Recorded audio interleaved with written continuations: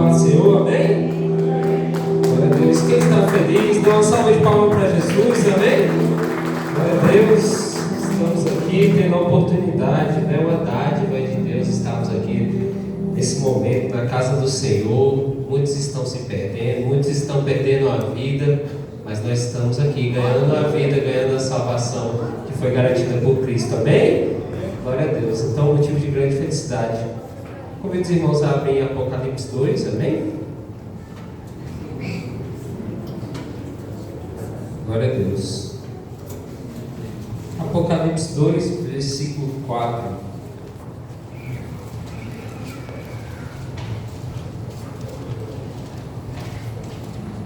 Apocalipse 2, 4. Tenho, porém, contra ti que abandonaste o teu primeiro amor. Amém? Podeis assentar? Glória a Deus. Apocalipse é o único livro da Bíblia, irmãos. As pessoas têm medo de Apocalipse, né? Fala que Apocalipse é um livro difícil, fala que Apocalipse dá medo, né? Porque está falando ali dos últimos dias, tem muita linguagem simbólica, muita linguagem, às vezes, de difícil compreensão. Mas, irmãos, é o único livro que começa assim. Olha o que está escrito no versículo 3 de Apocalipse. Bem-aventurado aqueles que leem e aqueles que ouvem a palavra da profecia e guardam essas coisas nela escritas, pois o tempo está próximo. Amém? Glória a Deus. Glória a Deus para Jesus, amém? Glória a Deus. O tempo está próximo. Amém? Está próximo de acabar com tudo. Se há 2000 anos, quando essa palavra foi revelada a João ali na ilha de Patmos, já estava próximo, imagine agora, né? Agora que nós estamos vendo as profecias se cumprir, nós estamos vendo de camarote o livro se fechar de fato, né? Que é tudo se cumprir e nós estamos ali com o Senhor, né? Nós estamos dando escatologia na escola dominical e tem sido uma grande bênção. Irmãos, tem uma discussão teológica muito grande de como interpretar o livro de Apocalipse, né? Porque como tem muitas linguagens simbólicas, tem muitas linguagens, né? Mas como é que a gente interpreta? A gente interpreta dessa forma, a gente interpreta de forma literal algumas coisas, a gente interpreta... Então tem uma discussão, mas eu me apego muito ao que está escrito em Mateus 11, 25. Jesus está falando ali: por aquele tempo exclamou Jesus, graças te dou, ó Pai, do céu, da terra, porque ocultaste estas coisas aos sábios instruídos e revelaste aos pequenininhos. Às vezes a gente complica muito as coisas, né? Sim, ó Pai, porque foi do teu agrado. Jesus continua falando: tudo me foi entregue por meu Pai. Ninguém conhece o Filho senão o Pai. Ninguém conhece o Pai senão o Filho. E aquele quem ama o Filho o quiser revelar. Amém? Então, Deus, Ele ocultou as coisas ali. A gente vê Jesus falando de uma forma muito simples, né? Mas falava com parábolas para simplificar, e muitas das vezes nós queremos dificultar o entendimento, né? Mostrar que a gente é conhecedor da palavra, que nós somos conhecedores da palavra, usar palavras difíceis, técnicas, né? Mas, irmãos, o verdadeiro evangelho, ele é simples. Ele é simples, mas ele é eficaz, amém? Então, mas por que Deus revelou as coisas aos sábios, né? Porque os sábios, eles estavam tentando pegar Jesus em um furo. Eles buscavam pegar um motivo de fazer Jesus, né? De ir contra Jesus. Então Jesus falava por parábolas de coisas simples do dia a dia, e ao mesmo tempo que era muito simples para as pessoas comuns entender, para os grandes fariseus era difícil. O que esse cara quer falar com isso? Era o mais simples possível, né? Então, irmãos, a Bíblia não é difícil, ela é revelada pelo Espírito Santo. Na palavra de Cristo está escrito assim: crescei na graça e no conhecimento. Você tem que balancear as coisas. Não adianta você também querer só crescer na graça, só orar, não, você precisa buscar o conhecimento, mas precisa ser junto também, porque senão nós nos tornamos frios, nos tornamos pessoas técnicas, mas frias, né? Nós precisamos crescer na graça e no conhecimento de Deus, amém? Glória a Deus. Então Ele revelou aos pequenos, e a gente encontra aqui nas primeiras passagens de Apocalipse uma dedicatória às 7 igrejas da Ásia. Irmãos, essas igrejas eram igrejas que existiam naquele tempo, né? Hoje ficavam ali na Ásia Menor, que hoje é o território da Turquia. Então eram igrejas reais ali daquele tempo. Mas aqui nós vemos um diagnóstico das igrejas atuais também. Ou seja, essa palavra não serviu somente para lá. E essa palavra tem uma forma de interpretar ela joga a igreja de acordo com o tempo, né? De acordo com o tempo, a igreja de forma geral viveu de acordo com o diagnóstico feito para essas 7 igrejas. Só que essas 7 igrejas que estão aqui, que é muito fácil de entender, a leitura dela é um diagnóstico preciso da nossa igreja, das igrejas atuais. E isso de forma, por exemplo, lá que a gente vai ver aqui, Laodiceia, nós lemos em Éfeso, Tiatira, Sardes. Essas igrejas estão dentro da igreja. São pessoas que estão dentro da igreja, de forma geral. É claro que quando nós olharmos a igrejas separadas, vai ter mais características de uma e de outra. Mas é um diagnóstico preciso da situação atual, que foi a situação atual de todas as igrejas. Irmãos, eu já fui mecânico, né?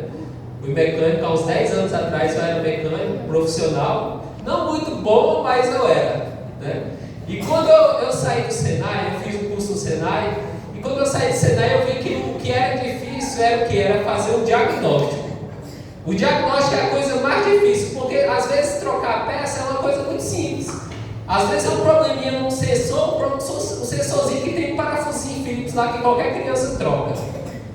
Mas o difícil é chegar naquele sensor. Às vezes a gente passava 2, 3 dias no diagnóstico. Foi aí que eu comecei a beber café.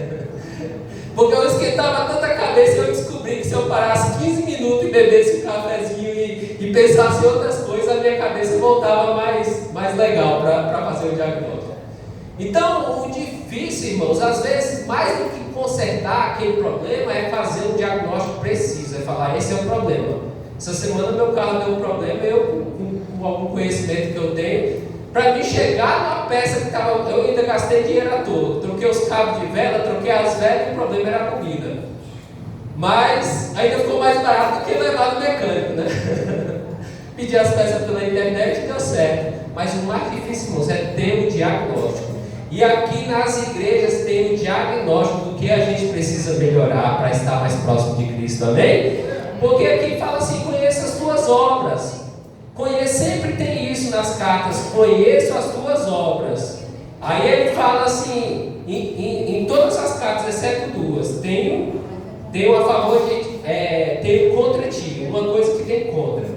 2 igrejas dessas aqui fugiram dessa questão, tenho contra ti.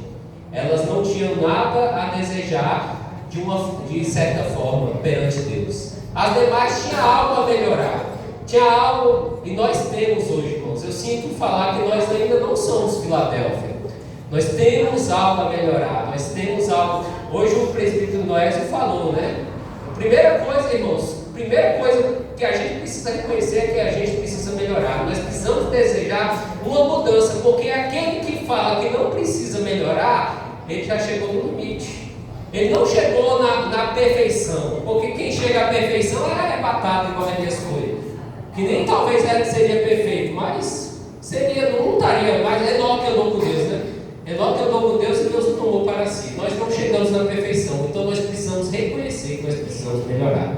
Eu preciso melhorar, você precisa melhorar. Eu preciso olhar para a sua vida e falar o que você precisa melhorar. Eu olho para mim e falo, eu preciso melhorar nisso. Essa palavra também é para mim, amém? Dessas cartas, 2 não tinha. Eu acho interessante, eu acho tão bonita a carta de Esmirna, né? Que Jesus fala assim: conheço a tua tribulação, a tua pobreza. Aí coloca entre parênteses, mas tu é rico. Às vezes você se sente pobre, mas tu és rico porque tu tens Jesus, amém? Às vezes a gente se sente necessitado, não, mas tu é rico porque tens Jesus, amém? Ser fiel até a morte e dar-te-ei a coroa da vida. Hoje nós estudamos sobre as coroas. A carta de Filadélfia é interessante, porque fala assim: eis que tenho posto diante de ti uma porta aberta e ninguém pode fechar. Porque guardaste a palavra da minha perseverança, eu também guardarei na hora da aprovação que há de vir sobre o mundo inteiro para experimentar o que no mundo habitam. Olha só, essa coisa diz o santo e verdadeiro, aquele que tem a chave de Davi, que abre ninguém fecha, e que fecha ninguém abre. Eis que sei que tens pouca força, entretanto guardaste a palavra e não negaste o meu nome. Olha só, essa aqui é a igreja exemplar. Ao mesmo tempo que ela é a igreja exemplar, ela fala assim: tens pouca força. Quando a gente olha para a igreja que não tinha nada de bom, que é Laodiceia, ela fala, a igreja fala para si: eu estou rico e abastado, não preciso de coisa alguma, mas nem sabes que tu és feliz e miserável, pobre, cego e nu. Aí é interessante as diferenças, né? Porque uma igreja que é forte, que é a igreja exemplar, que é Filadélfia, ela é fraca. Mas o poder de Deus, como o apóstolo Paulo fala, ele se aperfeiçoa na nossa fraqueza. É o que a gente acabou de falar. Quando eu reconheço, eu preciso melhorar, tem espaço para Deus trabalhar na nossa vida. Quando eu falo que eu não preciso melhorar, que eu já estou bom, não tem espaço para transformação. Nós precisamos estar abertos à transformação, irmãos, porque nós somos imperfeitos. Nós somos cheios de defeitos, nós temos que estar abertos à transformação. Uma igreja que fala que é pobre, Jesus fala que é rico. A outra igreja que bate no peito e diz que eu sou rico e abastado, nada me falta, ele fala: pobre tu é feliz, miserável, pobre, cego e nu. Então olha só o tanto de diagnóstico que tem e o tanto que a gente pode aprender. Mas hoje eu quero me apegar à carta que está na igreja de Éfeso, que Jesus fala assim: conheço as tuas obras, tanto o teu labor como a tua perseverança, e que não pode suportar os homens maus. Porém tenho contra ti que abandonaste o teu primeiro amor. O primeiro amor, irmãos. É interessante que nós da igreja, por muito tempo a gente falou mal de um sentimento, né? Um sentimento chamado paixão. Porque a paixão, a gente fala assim, a paixão é enganosa, né? A gente fala isso muito para os jovens, né? Olha, não se deixa levar pela paixão, não se deixa levar, porque a paixão engana, a paixão... Irmãos, a paixão não é de si ruim.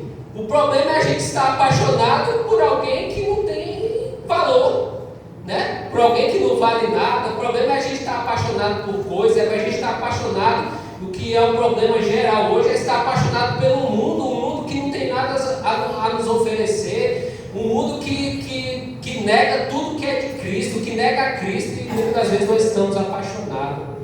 Mas esse sentimento em si só não é um sentimento ruim. Por que é o primeiro amor? Quando ele fala aqui, é um amor com paixão.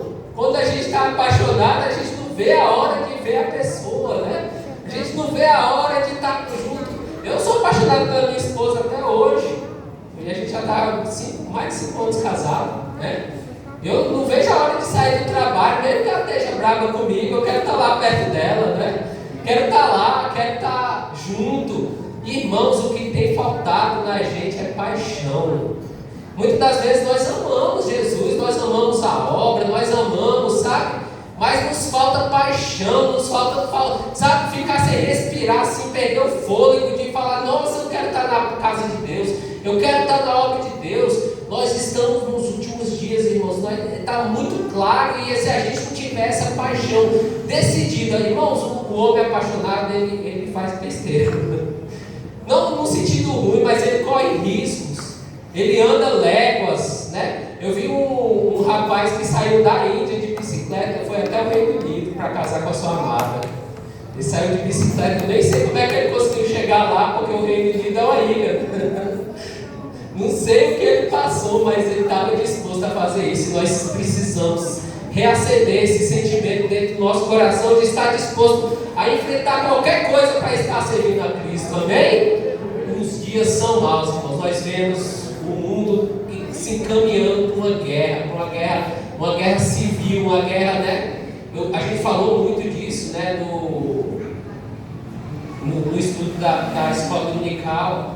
Olha, irmãos, tem uma coisa assim: tese, antitese e síntese. Tese é uma coisa, a antítese ou a antitese é outra coisa, oposta. E a síntese é o que vem junto das duas, né? Nós estamos vendo o mundo dividido. Nós estamos vendo o país dividido entre esquerda e direita, né? Como algo que a gente nunca viu. Nós estamos vendo realmente acontecer assim, volta pai contra filho, filho contra pai, sabe? Nós estamos vendo isso, mas a igreja não pode entrar nesse jogo, porque são, irmãos, é cabeça da mesma, sabe? É duas mãos da mesma cabeça, é direita e esquerda. Olha, irmãos, realmente a esquerda não tem quase nada em relação ao servo de Deus. Não dá, sabe? É aquela coisa, né? Quem entendeu o Marx, não existe cristão marxista. Ou a pessoa não entendeu o cristianismo, ou não entendeu o marxismo. Uma coisa ou outra. Não dá para engolir as coisas que eles defendem. Só que por outro lado, não dá para a gente pegar um pacote completo e colocar para a gente e entrar nesse jogo do mundo, de se jogar. Irmãos, a gente está muito perdido nas coisas desse mundo, sabe? Sendo que eu falei hoje na escola dominical, né? Isso é uma continuação. Era para nós estarmos sendo odiados por pregar o evangelho, por pregar contra o pecado, sabe? Era para a gente estar sendo odiado sobre isso. Porque você pregar o evangelho, irmãos, é tirar o homem da zona de conforto. Você vai ser odiado. Aquele que não aceitou a palavra, você sabe, porque eu vi uma frase que eu já até citei algumas vezes aqui na igreja: depois que a gente conhece a verdade, a gente não consegue mais pecar gostoso. Você não consegue mais ir numa boate lá e encher a cara e fazer aquilo de uma forma natural, porque você já é conhecedor da verdade, você já é conhecedor do bem e do mal.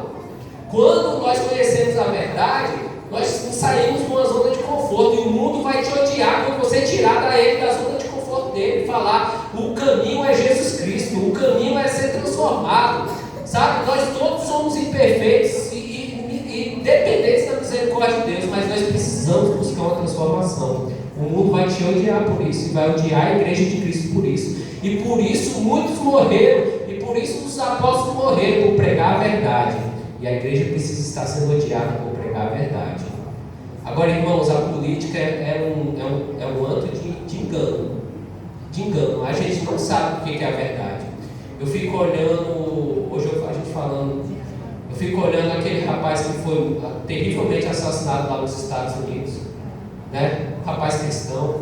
E a gente olha qual é o jogo daquilo, qual o motivo daquilo, quem ganhou com aquilo, né? O que aconteceu? Mas nós estamos vendo as coisas caminhando para uma ditadura mundial, que é o quê? Esquerda ou direita, síntese, tese, antitese, e o anticristo vem com o quê? Vem com a solução, ele vem com a síntese, ele vai resolver todas as situações, vai resolver todos os problemas, vai trazer um discurso de união e vai enganar as nações. A igreja não pode mais entrar nesse jogo, irmãos. Nós estamos nos últimos tempos. A igreja, vamos defender o que é certo, mas não bora pegar pacote fechado, porque não dá para a gente defender pena de morte. Pelo menos na minha visão, não dá. Eu entendo a importância da população de bem ter arma, mas ao mesmo tempo, como cristão, não cabe a mim ter arma, porque de certa forma eu tenho que confiar que a minha proteção vem de Deus. Eu vou pegar para mim, né, a responsabilidade. Exatamente. É o que está escrito na Bíblia: aquele que vive pela espada morre pela espada. Então, irmãos, não dá para a gente pegar as ideias do mundo, por mais que parecem boas, né? Seria bom se a população, porque a ideia seria que ninguém tivesse arma, que não precisasse de arma, mas precisa. Por quê? Porque os maus estão armados. Mas ao mesmo tempo eu pensei, sabe, eu lá no meu trabalho eu lido com algumas situações que envolvem segurança. Aí uma vez eu estava pensando: poxa, eu devia tentar um poste de arma. Eu devia tentar um poste de arma, eu acho legal, eu gosto de atirar, acho legal, sabe assim, não pela violência, mas eu acho interessante. E aí, irmãos, no dia que eu botei isso na cabeça, eu sonhei que eu fazia umas besteiras, eu atirava em alguma coisa, de repente a polícia estava me procurando, e uma tribulação que quando eu acordei: oh Jesus, obrigado, você é só um sonho, obrigado Jesus. Então, irmãos, a gente precisa pensar diferente do mundo, não dá. Nossa proteção vem de Deus. Aquele que habita no esconderijo do Altíssimo, debaixo do Onipotente descansará. A igreja, não adianta a gente pensar de uma forma que o mundo pensa. Então não adianta a gente pegar pacote fechado. Nós devemos sim ser a favor do que é certo, Mas não devemos entrar em debates, em guerra, debates vãos, porque o mundo está se caminhando para uma guerra civil. Morreu uma influência de direita, se matam de esquerda, e aí vira guerra, né? Aquele tiro daquele rapaz dá uma sensação de que não foi uma coisa assim de um solitário. Um tiro de 150 metros no pescoço, certeiro, sabe? O que a gente não pode é cair no jogo, irmãos, no jogo que está sendo colocado para a sociedade jogar, um indo contra o outro. Olha, quando tiver discussão, a gente entra com a palavra de Deus, que é a simples e verdadeira. É a palavra de Deus que tem toda a solução, e a igreja precisa estar pregando a palavra nesses últimos tempos. Amém? Glória a Deus. Então, irmãos, nos falta paixão. Apóstolo Paulo fala assim: o que eu quero fazer, eu não faço, e o que eu faço é o que eu não quero fazer. Irmãos, como eu desejo buscar mais a Deus, como eu desejo orar de madrugada, como todo final de semana eu planejo jejuar, e nem sempre eu consigo, porque muitas das vezes é isso que o apóstolo Paulo falou: o que eu quero fazer eu não faço. É difícil. Irmãos, eu saí aqui no culto à noite, eu falei que essa semana eu vou mergulhar, sabe? Essa semana eu vou jejuar, essa semana eu vou ler a Bíblia, eu vou ler uns 10 capítulos por dia. Irmão, e às vezes para ler um eu sofro. Eu luto contra a carne, essa carne que quer, sabe o que a nossa carne quer? Só quer descanso, só quer repouso. A gente quer mais tempo, mas a gente quer mais tempo para dormir. A gente quer mais tempo para descansar, para viajar, para ter qualidade de vida. Então é uma luta diária, sabe? Mas, irmãos, eu não sei como, mas a gente precisa resgatar o primeiro amor. Muitas das vezes os novos convertidos não conhecem nem o primeiro amor, porque chegaram já numa igreja, não estou falando da nossa igreja especificamente, mas numa igreja de modo geral já fria. Porque eu via as pessoas antigamente viviam para Cristo e viviam com prazer. E muitas das vezes os novos nem conheceram isso, sabe? Porque a gente parece que no dia que não tinha culto, parece que não tinha nem sentido. No dia que não tinha culto, no dia que a gente não estava na igreja, quando na minha juventude a gente queria estar junto, os jovens queriam estar junto, era confraternização, era jejum de manhã, era dia com Deus, era manhã com Deus. E a gente precisa resgatar isso de alguma forma, irmãos.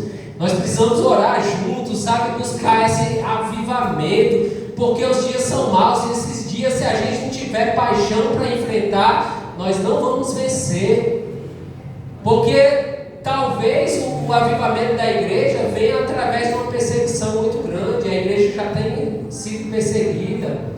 E a igreja que prega a palavra realmente, ela é mais perseguida ainda. A igreja que não se encaixa aos padrões do mundo, ela vai ser perseguida. E nós não devemos nos encaixar, porque o apóstolo Paulo fala para nós não nos conformarmos com esse mundo. Outra hora fala que o príncipe desse mundo encerrou o entendimento das pessoas. Esse mundo, irmãos, é o nosso inimigo. Não ameis o mundo nem que o mundo há. Ele é o nosso inimigo. O mundo não é as pessoas, mas o sistema mundial, o sistema de conforto, o sistema de... Ele é o nosso inimigo, mas nós seremos vencedores em nome de Jesus. O sangue de Jesus tem poder na nossa vida, amém? Então lá em Éfeso está lá: tenho porém contra ti abandonar-te o primeiro amor. Lembra, pois, onde caíste, arrepende-te e volta à prática das primeiras obras. Amém? Tenho contudo ao teu favor que odeio as obras dos nicolaítas, as quais eu também odeio. São obras, os nicolaítas, eles pregavam algo, um tal de Nicolau, pregava algo que era mais ou menos assim: não, Cristo morreu por você, você pode pecar à vontade, que aí a graça sobressai, sabe, sobre o pecado. E não é assim, irmãos. Cristo morreu e ele veio a graça para nos capacitar a viver longe do pecado. Se fosse só por nós não conseguiríamos, mas ele nos garante. O apóstolo Paulo fala assim: não é por causa que Cristo morreu que a gente vai viver no pecado, mas não, nós vamos ser livres do pecado. Amém? Nós vamos vencer o pecado, nós vamos lutar e vencer contra o pecado. pecado. A graça ela é capacitadora a nós vencermos o mal. Amém? Quem tem ouvidos ouça. Aí sempre finaliza assim: ao vencedor dar-lhe o alimento da árvore da vida que se encontra no paraíso de Deus. E segue isso: ao vencedor, quem tem ouvidos ouça, ao vencedor, nenhum modo sofrerá o dano da segunda morte. Quem tem ouvidos ouça o que o Espírito diz às igrejas. Amém?